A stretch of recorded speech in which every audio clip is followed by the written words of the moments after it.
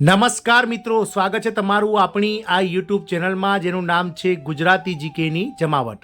વિડીયોમાં વાત કરીશું મિત્રો, આપ સૌ જાણો છો તે પ્રમાણે 23 જુલાઈના રોજ જે બજેટ રજૂ કરાયું નાણામંત્રી દ્વારા, તેમાં સરકારી કર્મચારીઓને લઈ અને કોઈ પણ જાતની જાહેરાત કરવામાં નથી આવી. મિત્રો, સરકારી કર્મચારી યુનિયનો દ્વારા સમયાંતરે સરકાર સામે જે છે તે મિત્રો વિરોધ પ્રદર્શનો દર્શાવી અને વિવિધ જે માંગણીઓ છે, જેમ કે ઓપીએસ લાગુ કરવું, એનપીએસને મિત્રો નાબૂદ કરી અને ઓપીએસ એટલે કે જૂની પેન્શન યોજનાને પુનઃસ્થાપિત કરવી, 18 મહિનાનું જે કોરોના સમયનું એટલે કે 1 જાન્યુઆરી 2020થી લઈ અને 30 જૂન 2021 સુધીનું જે 18 મહિનાનું ડીએડીઆર જે બાકી છે એરિયર્સ તે, અને સાથે જ મિત્રો જે અલગ અલગ જે મોંઘવારી ભથ્થું છે તે વધારવું, સાથે જ 8મા પગાર પંચનું ગઠન કરવું વગેરે જેવા મુદ્દાઓને લઈને મિત્રો સરકાર સમક્ષ જે છે તે અવારનવાર જે છે તે ચર્ચાઓ કરાઈ હતી. પરંતુ આમાંથી એક પણ મુદ્દો જે છે તે મિત્રો બજેટમાં નાણામંત્રી દ્વારા એટલે કે સરકાર દ્વારા ચર્ચાયો નથી. મિત્રો, આ તમામ અટકળો વચ્ચે મિત્રો ગત રોજ જ્યારે એનપીએસમાં સુધારો કરવાને લઈ અને ઓપીએસ લાગુ કરવું કે પછી એનપીએસમાં સુધારો કરવો તેને લઈને સરકાર દ્વારા નાણાં સચિવ શ્રી ટી.વી. સોમનાથનની અધ્યક્ષતામાં એક કમિટીનું ગઠન કરવામાં આવ્યું હતું. મિત્રો, ગઈકાલે નાણાં સચિવ દ્વારા ઇન્ટરવ્યૂમાં જણાવવામાં આવ્યું છે કે જૂની પેન્શનનો જે અમલ કરવામાં આવે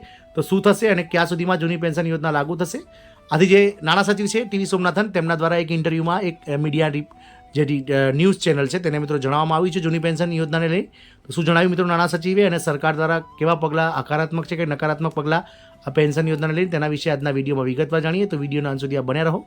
જો ચેનલમાં નવા હો તો અમારી ચેનલને સબસ્ક્રાઇબ કરો, બાજુમાં રહેલું બેલ આઇકોન દબાવી ઓલ નોટિફિકેશન ઓન કરો, જેથી કરીને ચેનલ પર મૂકવામાં આવતા વિવિધ ભરતીઓના નોટિફિકેશન, વિવિધ ભરતીઓના પરિણામ, જીકેના વિડીયોઝ અને સરકારી કર્મચારી પેન્શનર્સ યોજનાને લગતા પરિપત્રો સરળતાથી તમને ચેનલના માધ્યમથી ઉપલબ્ધ થઈ જાય. તો મિત્રો, નાણાં સચિવે ઇન્ટરવ્યૂમાં જણાવ્યું હતું કે જૂની પેન્શન યોજનાનો અમલ સામાન્ય નાગરિકો વિરુદ્ધ થશે. એટલે કે મિત્રો, આપ સૌ જાણો છો તે પ્રમાણે જૂની પેન્શન યોજના જે છે તે મિત્રો દેશના જે 90% લોકો કે જેઓ સામાન્ય જીવન જીવે છે, પ્રાઇવેટ નોકરી, ખેતી, મજૂરી પર આધારિત છે, તેવા લોકો પર જે છે તે મિત્રો જૂની પેન્શન યોજના ફરીથી લાગુ કરીશું તો તેમને મિત્રો અન્યાય થશે અને તેવા નાગરિકોના વિરુદ્ધમાં આ હક હશે, આ ફેસલો હશે, તેવું નાણાં સચિવે એક ઇન્ટરવ્યૂમાં જણાવ્યું હતું. નાણાં સચિવ ટી.વી. સોમનાથન કહે છે કે એકવાર ઓપીએસ લાગુ થઈ ગયા પછી મોટા ભાગનું સરકારી બજેટ સરકારી કર્મચારીઓના પગાર અને પેન્શનમાં જશે.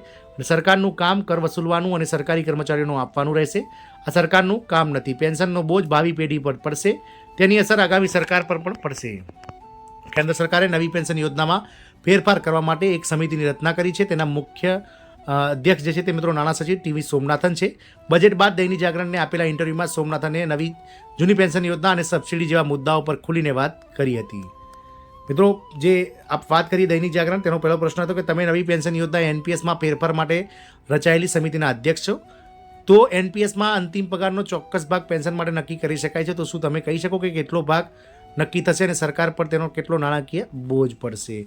તેના જવાબમાં નાણાં સચિવે કહ્યું હતું કે અમે આની ગણતરી કરી છે, પરંતુ અમે તમને હજી કહી શકતા નથી. પરંતુ અમને જાણવા મળ્યું છે કે જૂની પેન્શન યોજના નાણાકીય રીતે શક્ય નથી. મને લાગે છે કે આ બિલકુલ વ્યવહારુ નથી. જો આનો અમલ થશે તો સરકારી કર્મચારીઓ માટે સારું રહેશે, પરંતુ તે બહુમતીમાં રહેલા સામાન્ય નાગરિકની વિરુદ્ધ થશે.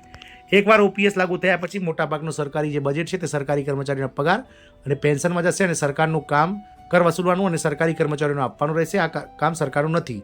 પેન્શનનો બોજ ભાવિ પેઢી પર પડશે, તેની અસર આગામી સરકાર પર પણ પડશે. જો કે એનપીએસ અંગે કર્મચારીઓની લઘુત્તમ અપેક્ષા લાગુ કરી શકાય તેવો પર ખર્ચ વધશે. એનપીએસ એ એટલી ખરાબ સ્કીમ નથી જેટલી કર્મચારીઓ વિચારે છે.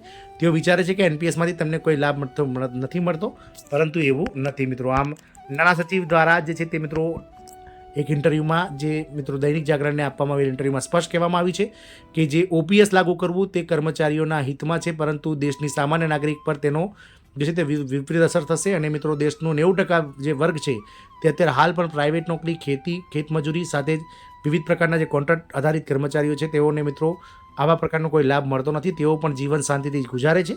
તો સરકારી કર્મચારીઓને મિત્રો શા માટે આનો લાભ આપવો જોઈએ, એમ ટી.વી. સોમનાથન દ્વારા જણાવવામાં આવ્યું હતું. આમ આગામી સમયમાં સરકાર જે છે તે મિત્રો એનપીએસમાં જ આગળ વધશે અને ઓપીએસને લઈ અને સરકાર દ્વારા જે છે તે મિત્રો હાલમાં સ્પષ્ટ ઇનકાર કરી દેવામાં આવે છે.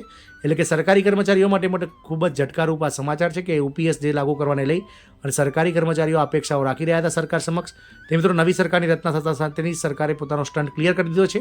અને હવે સરકાર આગામી સમયમાં ઓપીએસને લઈ અને કેવા પગલાં ભરે છે એ તો સરકારી કર્મચારીઓના યુનિયનોના દેખાવો અને તેમની વાટાઘાટા અને સરકારને તેઓ કઈ રીતે મજબૂર કરે છે તેના પર જ જોવાનું રહેશે. જય હિન્દ, અસ્તુ.